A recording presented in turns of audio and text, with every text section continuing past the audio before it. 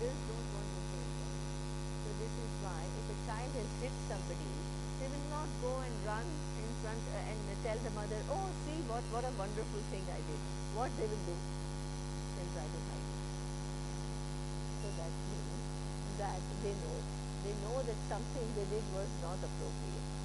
So that means that understanding dharma according to us is manifestation of this intelligence.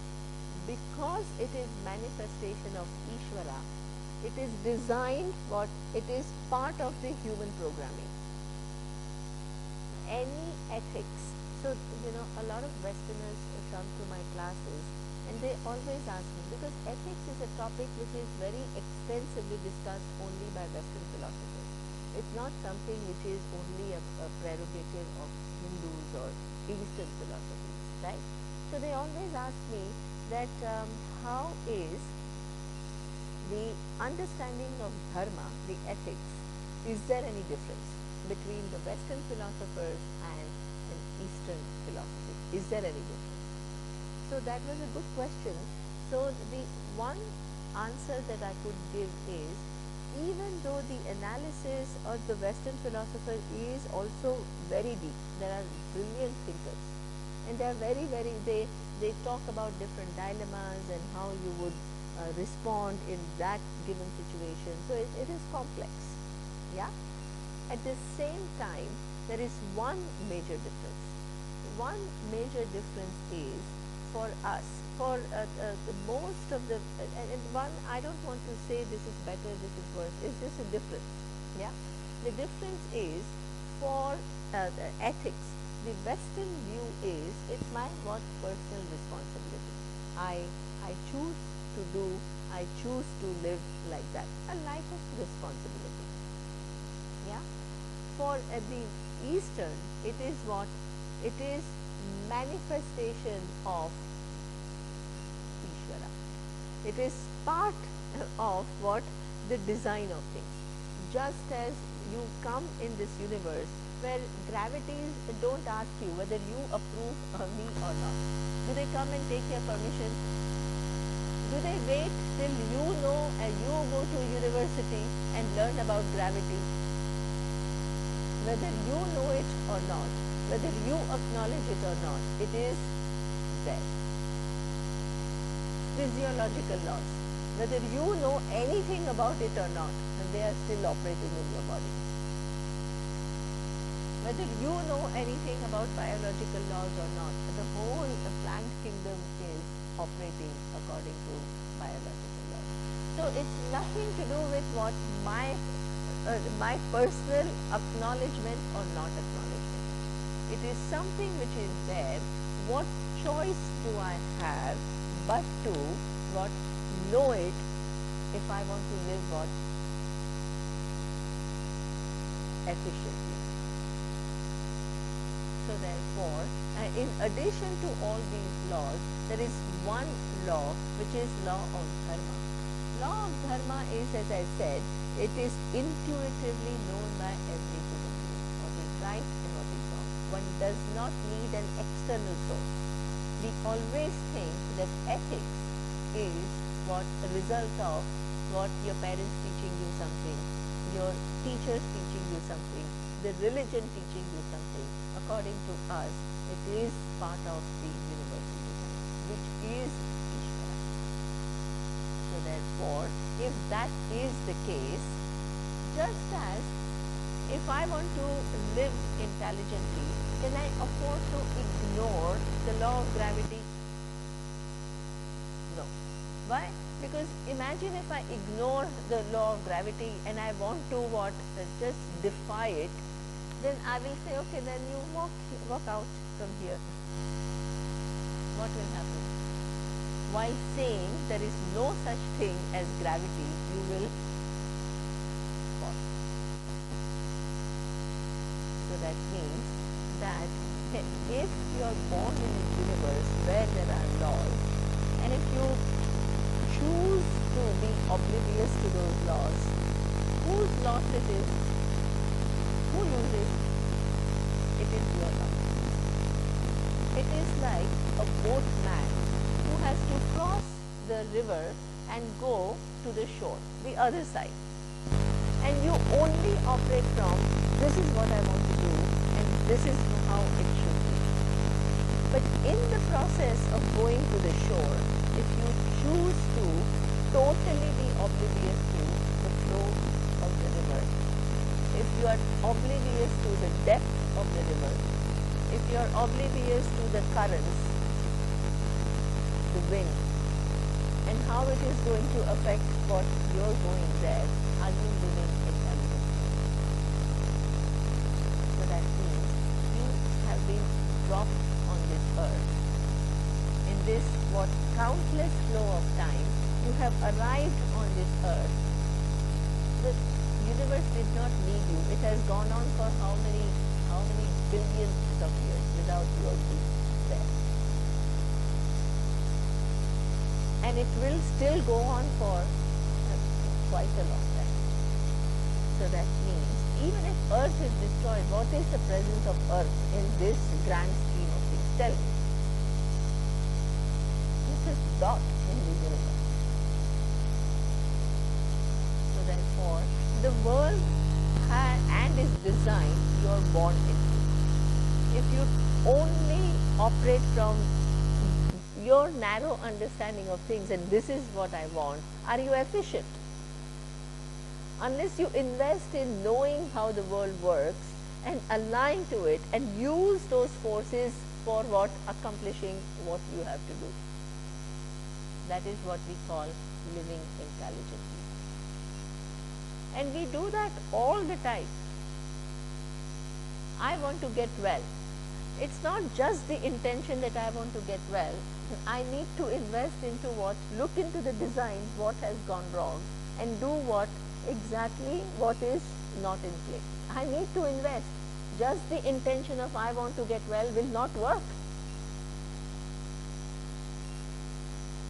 So therefore, the minute you begin to understand that there is a law, you at every moment of your life, you have what? A choice as to what you think about. You have a choice. Don't give away that power to somebody else. You have a choice. And you can do what you can do with your faculty of choice. The other person does something else with their faculty of choice. Is it your problem or is it somebody else's problem? You may be victim of that person, but what are you going to do?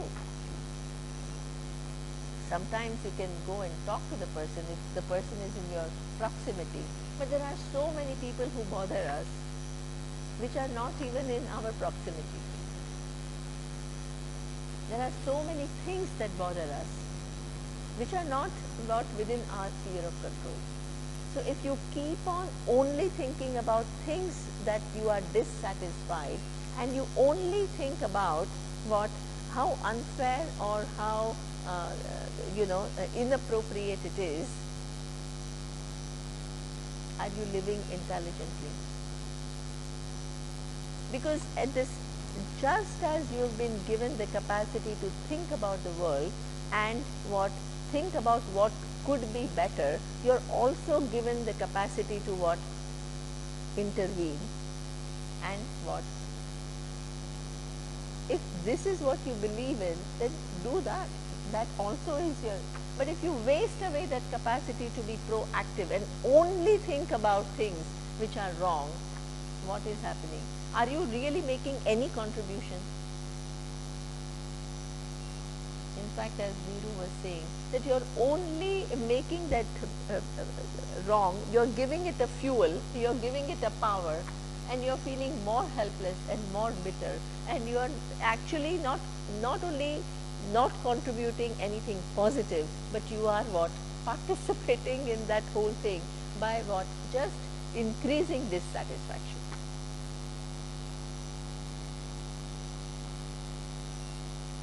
So therefore, that the fact that everything that is here is Ishvara is something which is a extremely important the fact in your living your life meaningfully.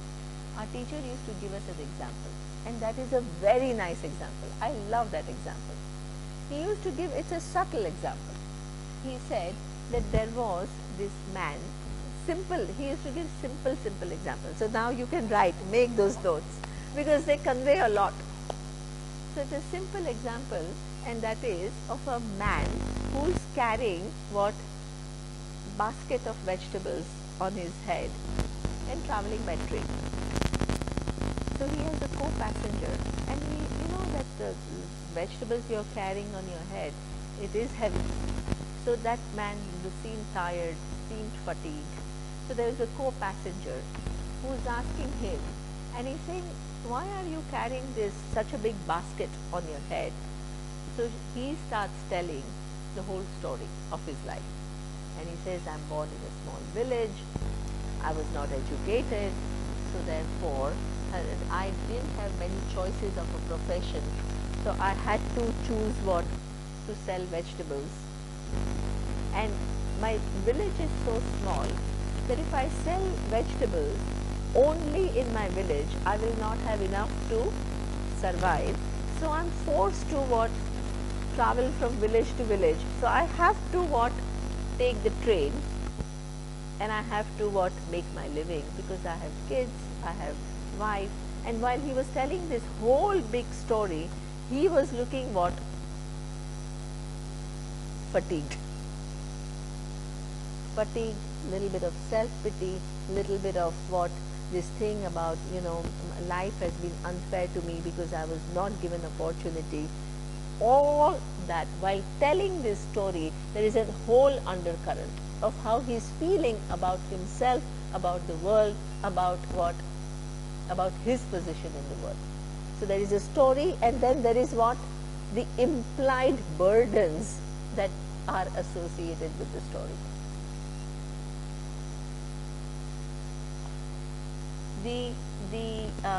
The co-passenger, he said, he was a wise person. So he says, he didn't try to say, yeah, so what, you have to thank Ishvara. He didn't say any of that. He said, I totally agree that you didn't have opportunity to study. It's true. I agree that you have to support your family. I agree that you have to go from village to village to make your living. This is a fact. But what you can do right now, what you can do is what? Put this basket that you're carrying where? Down. The train will carry it. Because we don't understand the presence of one thing which is carrying everything. Our life becomes so burdened.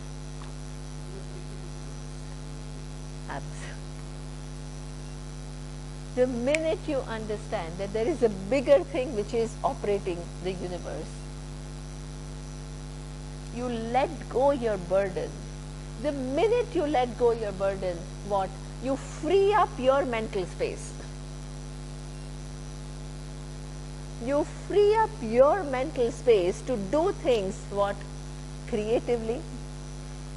You free up your mental space to look at things differently.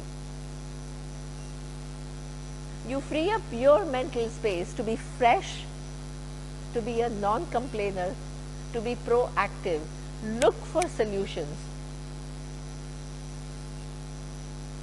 This is really what this teaching does. When we understand the presence of intelligence which is governing the universe for billions of years, and it will govern the universe for billions of years without any one of us being here, you don't unnecessarily assume the responsibility to what? Govern the universe. But at the minute you give up the responsibility to govern the universe, you will free up your mental space to do something meaningful in the universe. It's paradoxical, but it is true. It's paradoxical, but it is true. Otherwise, we only, so this is what it is going to do, that you align with what the laws of dharma. Everybody who is confused and who acts irresponsibly in this world is a result of what? Not understanding the relationship with the world accurately. And in that, we are also included. So that means but our perception is others are not understanding the things properly, but I have understood. That is what the mistake that we make.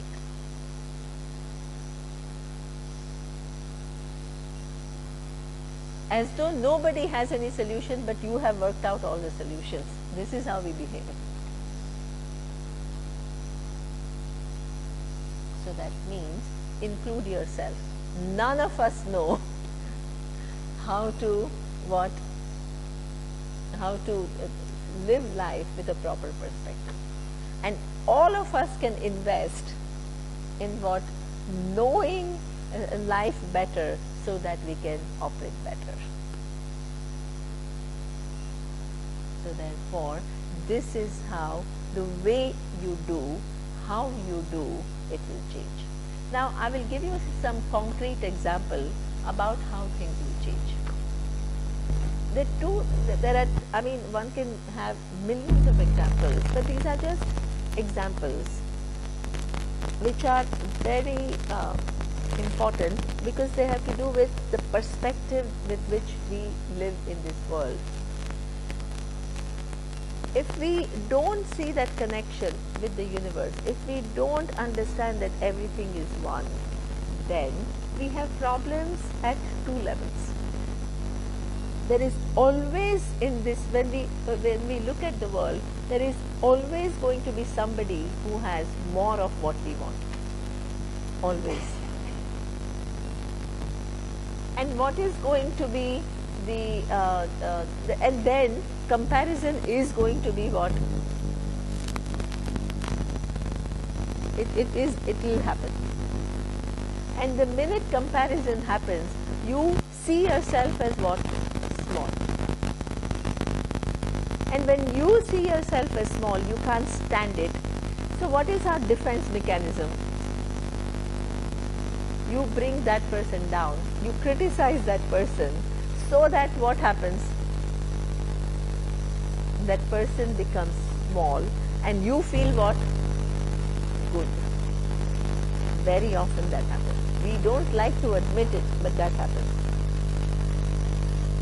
Whether it is looks, or it is your height, or your complexion, or somebody's resources, it's like that. And when somebody is, in our perception, lower than us, then what happens? We develop an attitude.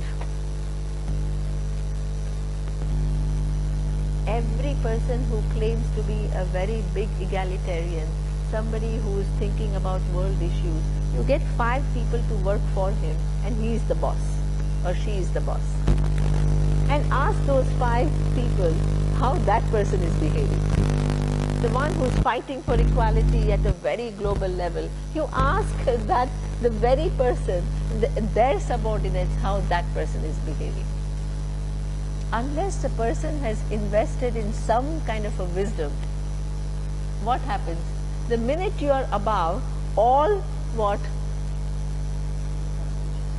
your frustrations are all knowingly, unknowingly, they are all dumped onto those people. That's what happens. So that means you live in a world where nothing is equal. You always find something higher or lower. And with none of the two, you can have a proper perspective. With higher, you feel small. With lower, you feel big. And in both these, you add your distortions.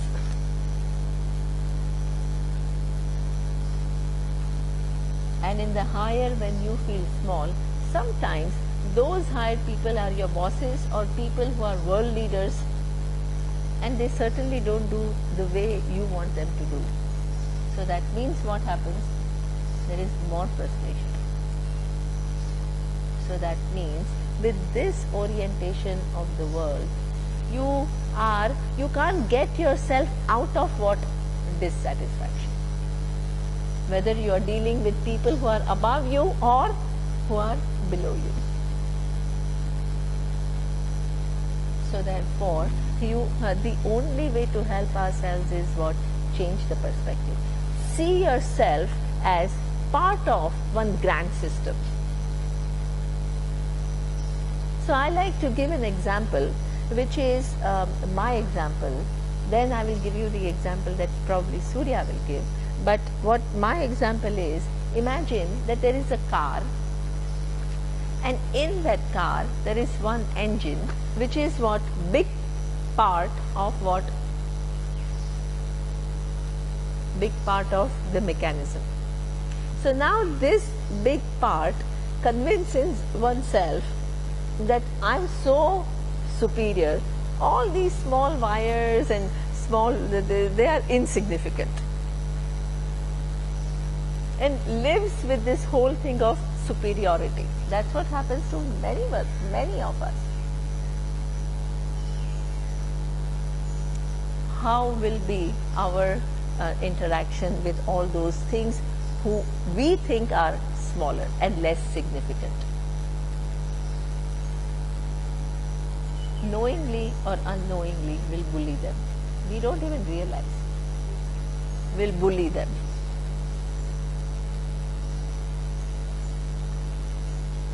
Now, the minute you bully them, what will happen to those parts if they were thinking parts? They will what? Not be productive, because they will not be happy what? Working with you. If they become less productive, what will happen to the whole system of what? The car? Will the engine in the long run will be able to run efficiently? The engine requires what? The participation of what? Those small parts. So now it is really the engine not seeing oneself as one form and every other form as separate from it, but the engine seeing oneself as what? One essential part of one mechanism, and every other part, even though it looks small, is what? Equally important for getting the whole system running.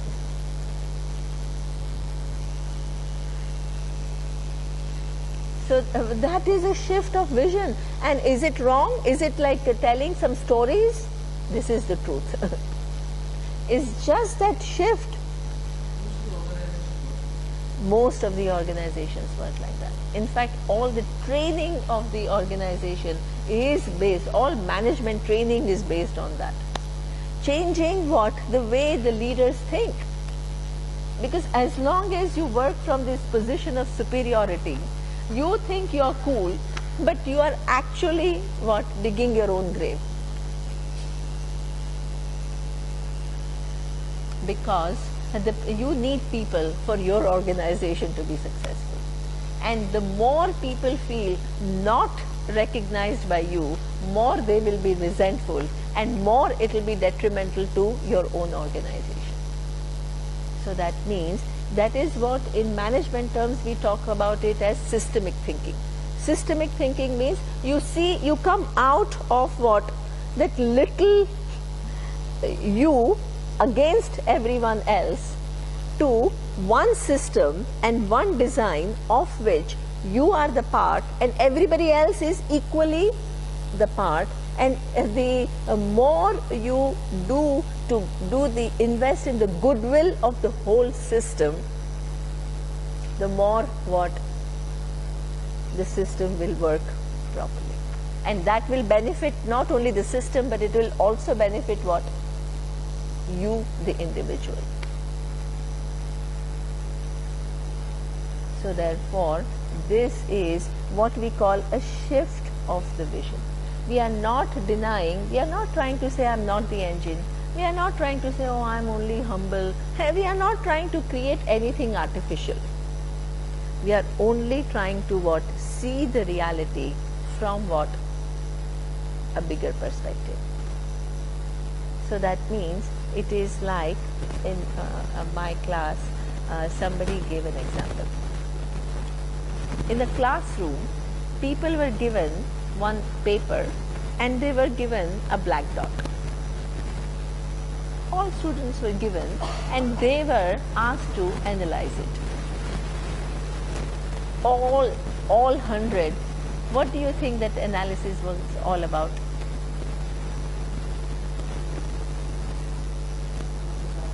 The dot.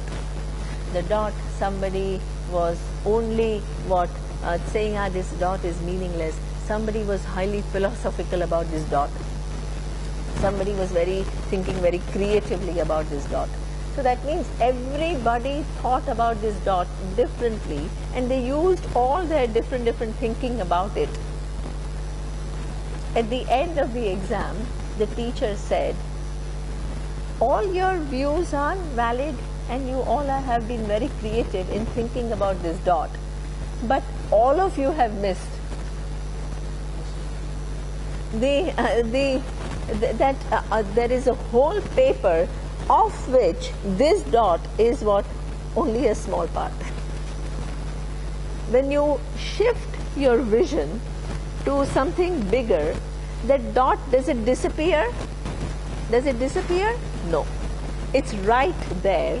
It is there and you can't ignore it, but how you're looking at it has what? Shifted. It has changed. So that means it is really lifting ourselves to see a bigger picture so we can learn to live more efficiently. And if you do that, if you really understand that it's not a matter of anything good, it's just matter of what? Helping myself when I align with these laws, you will never make a statement, goodness doesn't pay.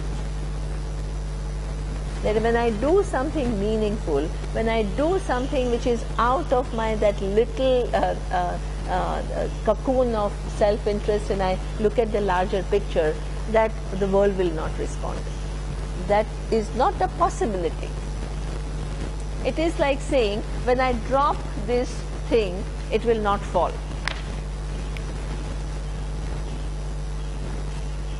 When you drop, will it fall or not? It will. It's not whether you want it or not, it will fall because it is a law. When you do an action which is what? Something which is well-meaning, well thought out, understood from a larger perspective than normal. If you have invested in it, you will begin to behave differently in this world and the world will what? Change. The world will respond. If you live in this world with that confidence, you'll see how your life will change. Because from cynical, you become what? Enthusiastic.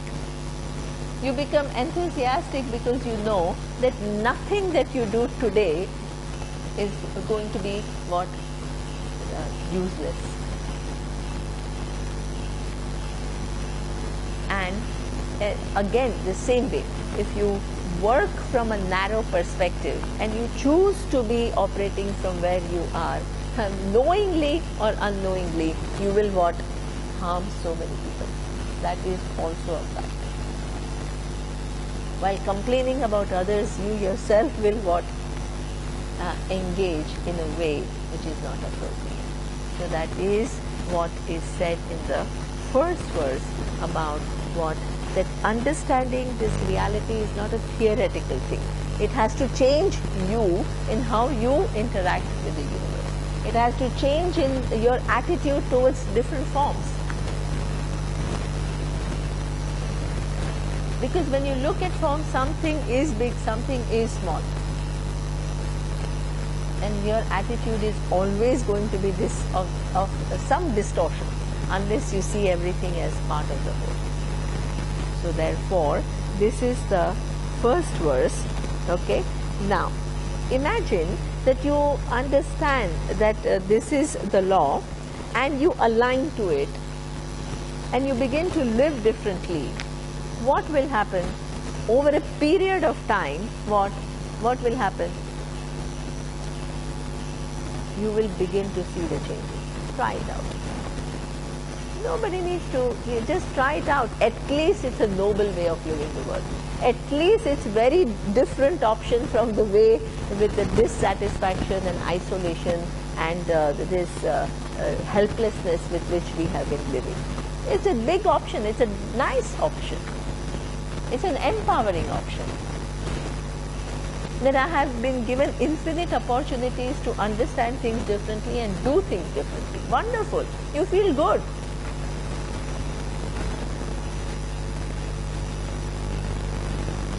So therefore, with that vision, if you shift, in fact, it's very interesting, Viresh in his own way keeps saying it. He says, I understood how things are at what young age. What, like 16, 17, when did you understand how the universe works? In 1991. And he says, the minute I understood that the world works differently than the way I think it works, he says, I switched quickly and I aligned to it. And he says, where it took me over a period of time, from 1991 to, it's not like the next day everything changed. It takes time, but when you put yourself in the right direction and keep going, what happens? Over a period of time, life becomes a joy. Every small struggle which seems so big, so daunting, so the kind of cause for this, that everything changes into what? Lightness, enthusiasm, proactiveness. Exactly, because you do things, So the whole thing is what? You understand and you align. You understand and you align. Whether it is true or not, it is a lovely way to live, where you feel I can make a difference. And you feel that every action that I do will be rewarded. Whether I can see it tomorrow or not, it will be entered in the equation of universe forever. So this way you can keep going on and you can keep becoming over a period of time. You can become very intelligent, you can become very wealthy, you can become a person who has power, you can do all of that. And is that the only end? No. That is another huge shift. Because the minute you align, what will happen is your life will become better and better and better. And you think that the whole end of life is just getting more and more and more and more. In fact, according to the vision of Vedanta, that getting more and more and more and more, you are relatively making yourself much better and much healthier. But you still remain what? One dot. One dot in the universe. And if that dot was the reality about you, you can't do anything. But if that dot is not the reality about you, then it is what? Putting yourself in a golden cage.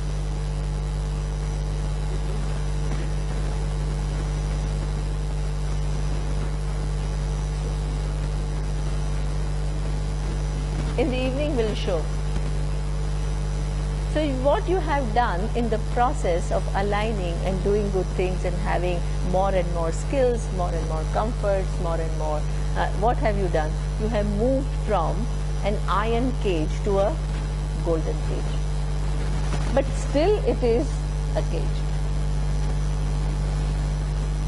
So therefore, the purpose of life is what here in the second verse it says, your life will become better. Not only here, but also hereafter. So your life is going to become better, but ultimately, through this process of doing better actions and getting better results is not what the ultimate aim of life. The ultimate aim of life is to know one more fact about yourself. And that is to know, am I this little individual or am I much more than that? So therefore, here he says, he first says how important it is to align to law of dharma. Then in the second verse it says, by aligning to dharma, you will get what? Lot more in the long run. Your sphere of influence will change over a period of time. You will have more skills, you will have more resources, you will have more talent, you will have people working for you who will love you. You will have all the nourishment by aligning. But the ultimate, then what happens is, the more you have, the more you want it. And there is no end to it. So this is what it says. The third verse says, Kurvanne iha karmani jijibishet shatagam samaha evam tvai na anyataha asti na karma lityate hare. So that means the next thing is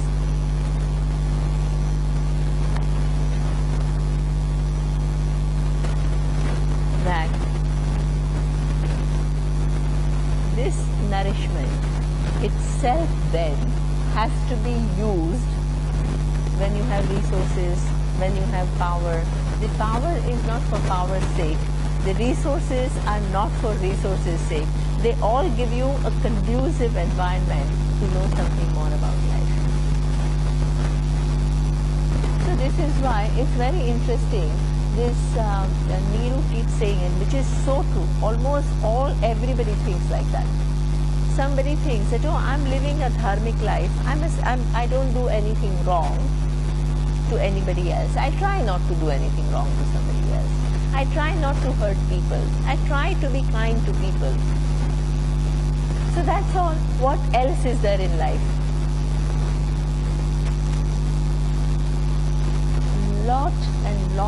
Lot of people think like that. So that means for them the end is what? Just to be a good person. Just to be a good person, and that too, maybe they are really 100 people you ask how they are, they'll tell you all kinds of stories. But they themselves think what they do no wrong. That is their vision of themselves.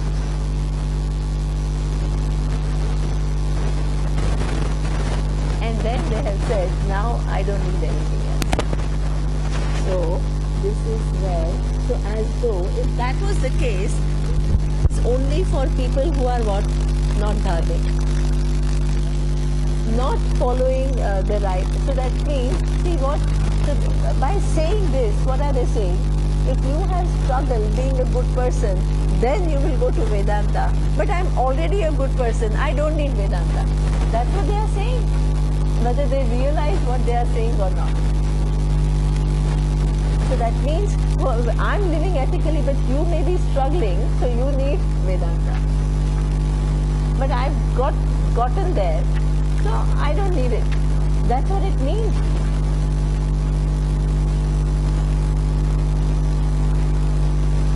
Whether they actually, that's the thing. Many things people say, they don't think about it. They don't know what they are talking about. So therefore, here what we say is, a dharmic person is a non-negotiable. One has to learn to live in a way that one doesn't hurt anybody else. One has to learn in a way that one is considerate, one is giving, one is caring, one is compassionate. That's not some huge achievement. It's actually living according to our own programming. It's not some big achievement. Our programming is, I know very well I don't want to be hurt and I don't want others to be hurt. What's the big deal in living according to what you already innately understand? We make it into a big deal. In fact, that is the very basis of, that is the very foundation. But what you need to move is, you have to create a strong foundation, and then you want to what? Not stay at the foundation. You want to what? Build on that foundation. So Vedanta is not for unethical people. It is for people who are highly ethical, but they want to build on that foundation. They want to know something more than just being a good human being.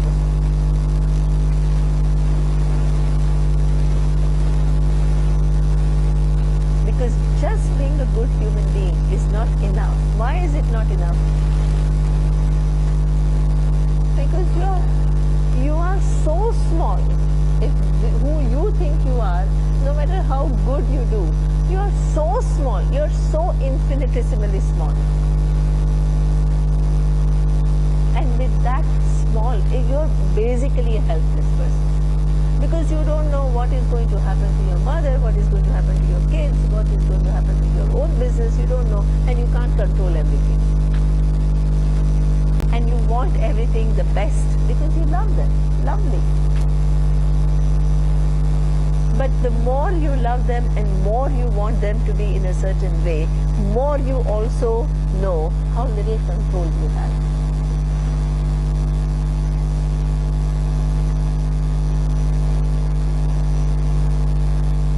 So therefore, it is not only enough to be a well-wishing person, to be a caring person. You need to know something more about life. It is building on what the first necessary condition is, what you, understanding Ishvara, you bring ethics in your life.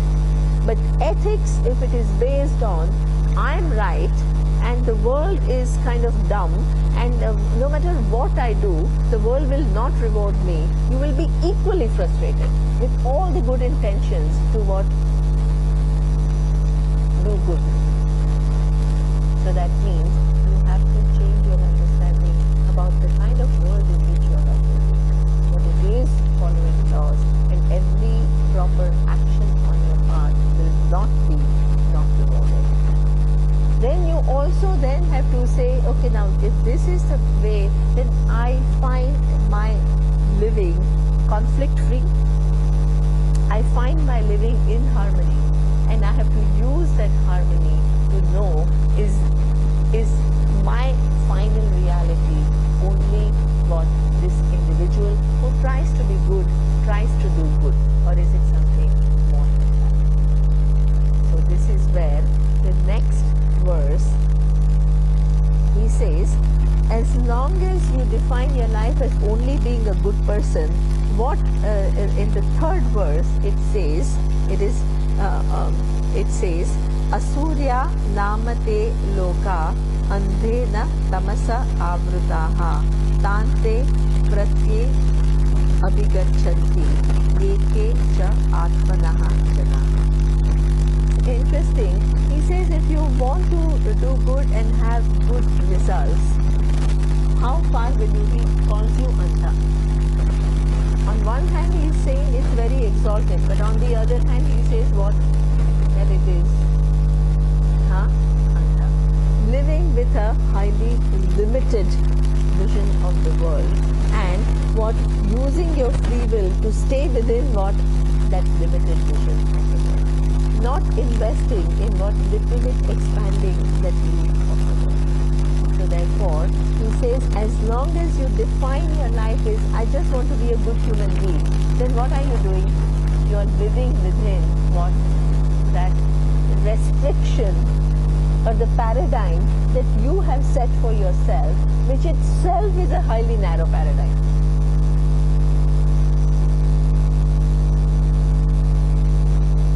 So therefore, one has to what? Help oneself move towards the paradigm. And ask oneself, because in fact, all of us, almost in this universe, how many percentage of people live with this as the ultimate goal? Most of the time, whether it is religion or it is anything, philosophy, most of the time the ultimate goal is seen to be what? Being a good human. That is how most of the people define their life. Being a good human being, if that is only the goal, you will remain within the paradigm that is.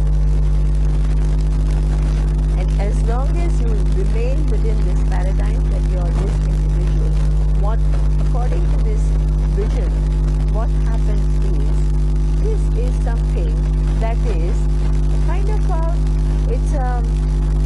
it's a belief, but it's not an unreasonable belief. What it says is, what you have done today will give you results not only during this lifetime, but it will also give you results when the life after. So that means we generally think that our existence will end when we go away from this earth. So that means whatever result, whatever actions I do, it has to give me the result in what? In this lifetime. And everything has to be exactly what is leveled out in this lifetime.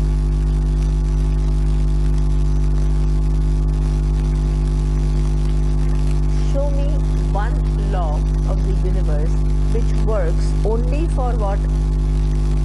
50 years, 100 years.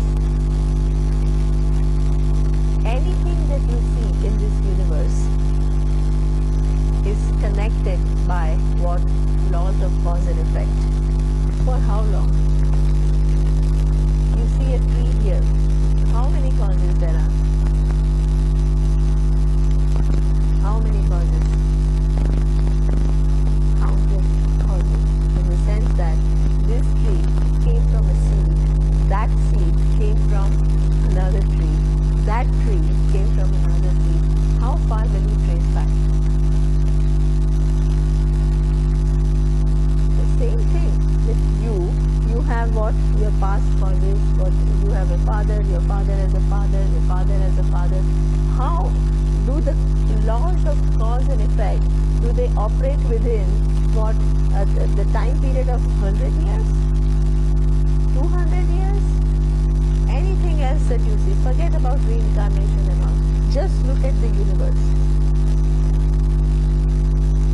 The laws of cause and effect run for how long? Forever.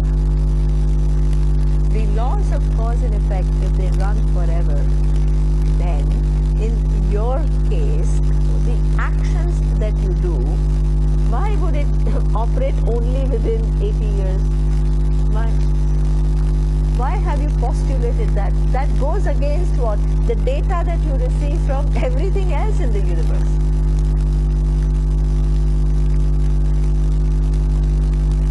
In fact, I would say, not even everything else, genetics, everything is like that, runs for forever, as Roberto said. All the cause-effect relationships forever. What about the laws with reference to actions? Tell me. Forget about reincarnation. The minute you say that I want to be there 5 years from now, therefore I'm doing this what now? What are you saying? What are you saying?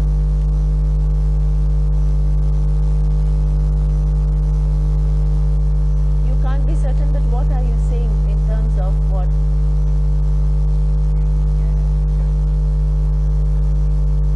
So that means if I want this result, I should do this now. That means in your actions itself also you understand what? The laws of cause and effect. You yourself, all your decision making is done like that. Your whole decision making, if I want this from 5 years from now, this is what I should do. This is what the laws, you are operating laws of cause and effect also with reference to your actions. Your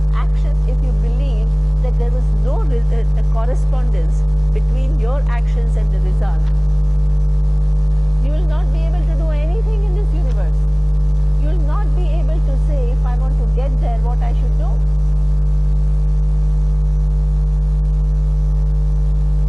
Please understand that not only everything else is connected to laws of cause and effect very intimately forever.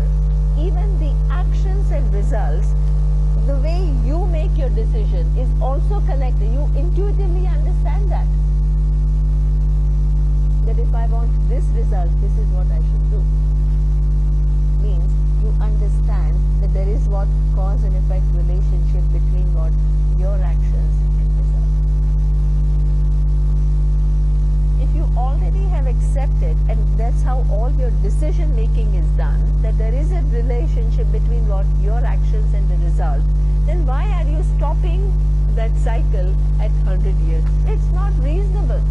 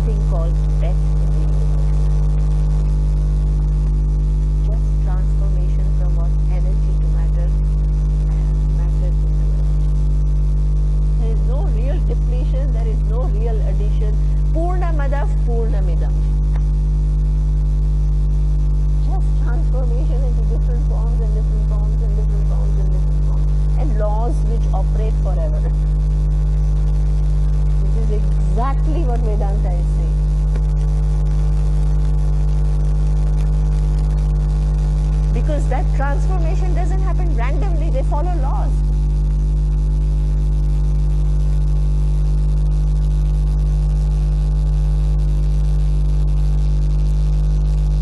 So therefore, this whole thing is, just as everything is intimately connected to what cause and effect, my actions are also intimately connected to what the result in the future. And that the period over which they will work is what?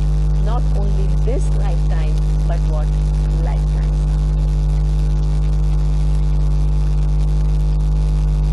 So this is what it says. If you do good karma, not only you will get what? In the long run, more and more comfortable life, and see, karma gives a result.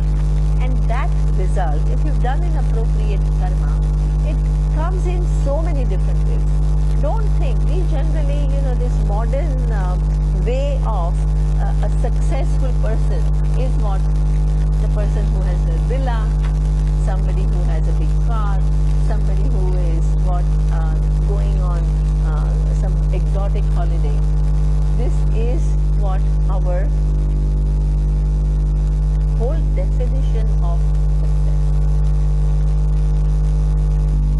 The only way we look at success is this. So and this is, I don't want to say it is not, but what I would say is, this is only one of the ways in which what the punya manifests.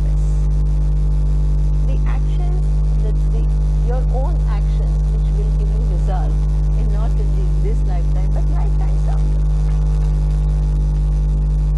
But the privileges that a human being has is not just in terms of the resources, the physical resources. They can also manifest in terms of what? Good health.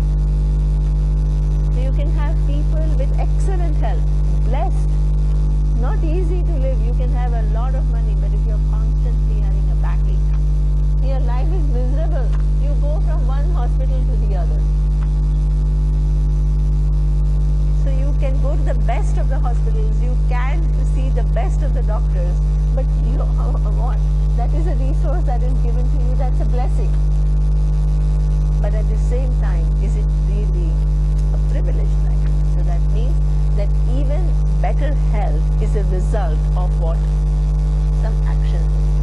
And even in this life, forget life, this life, we are all born. You have just gobbled down junk food and somebody has taken care of health. Cause-effect relationship. What you find yourself at the age of 50, 60, then you start showing. So that means this is how cause-effect relationship. We are not talking about something very different or something very kind of against logic. In fact, it is the only logical way to look at things.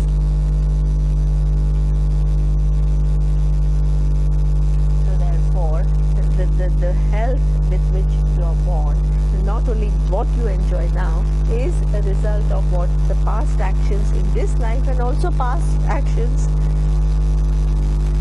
before that. That's how some people are born with what a physical difficulty. What is the cause? Not in this lifetime, you don't see the cause. Then we conclude it as what? Unfair.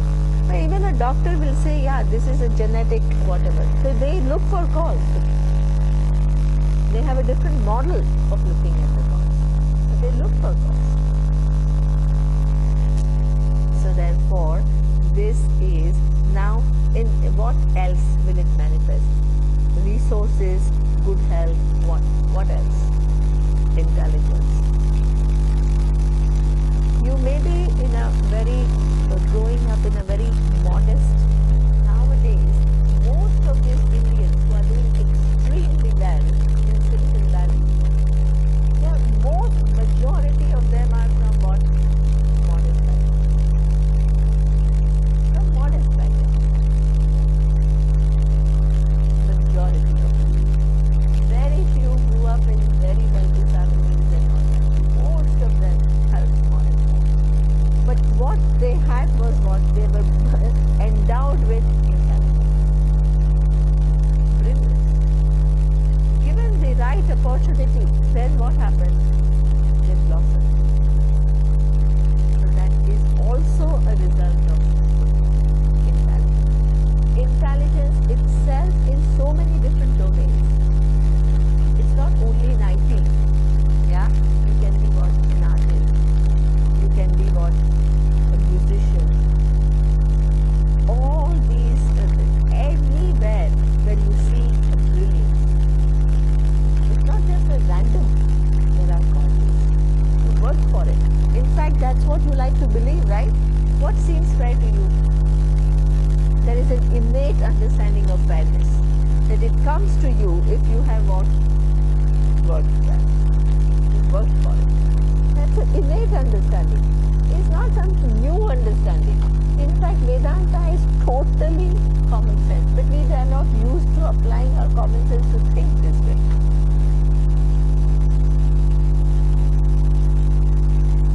So therefore, every resources, it can manifest in form of resources, it can manifest in form of good health, it can manifest in form of what? Skills and talent. It can also manifest itself in what? Good parents, good environment, wonderful, good childhood. Very important. Our teacher used to say that we all have such an awe towards, let's say, somebody who was born in a royal family. He used to just make, he was a very jovial person, so he used to make jokes. So to make things light. So otherwise we are all very serious. So he says that a child who is born a prince, we think it's what? Some huge privilege. He says every child needs a mother. The child doesn't need what? A queen. He says the minute that the person is caught in the role of a queen, then what will happen? The child is what? Is not given the natural love that the child needs. Natural. The child doesn't understand king. The child doesn't understand riches. The child needs only one thing, and that is what? Love and care. These are the constructs of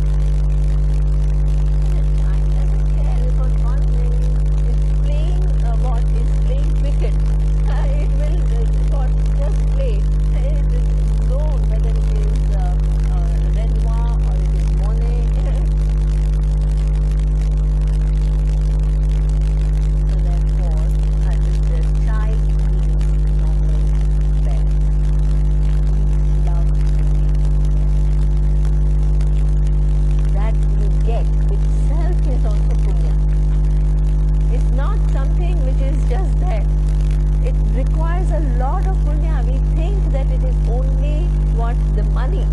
It's not.